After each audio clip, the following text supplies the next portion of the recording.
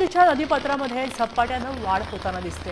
इथे वाढ झाल्यास वांद्रे कुर्ला संकुल परिसरामध्ये पाणी साचू शकतं। पावसाची संततधार अशीच सुरू राहिली तर मात्र मिठी नदीचं पाणी पात्राबाहेर येण्याची शक्यता आहे। मिठी नदी इशारा पातळीकडे वळते, त्यामुळे प्रशासन सतर्क झालंय। नदीकाठच्या लोकांना सुरक्षित ठिकाणी जायचं आवाहन करण्यात आलेलं आहे। मिठी नदीची पाण्याची पातळी जास्त ओलांडलेली आहे।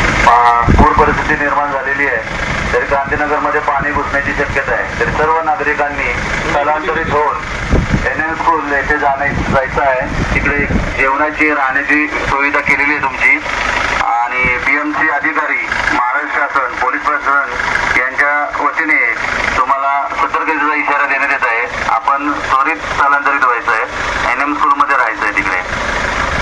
पुढील 24 तासामध्ये अतिवृष्टी डिक्लेअर केलेली आहे, त्याच्यामुळे अजून पूर परिस्थिती निर्माण होऊ शकते। तरी कृपया सर्वांनी आपल्या जीवाची काळजी घेऊन प्रशासनाचं ऐकून स्थलांतरित व्हायचं आहे। धन्यवाद। आता isakal.com आहे देशातील नंबर 1 ची मराठी न्यूज वेबसाईट। प्रत्येक अपडेटसाठी isakal.com ला नक्की भेट द्या।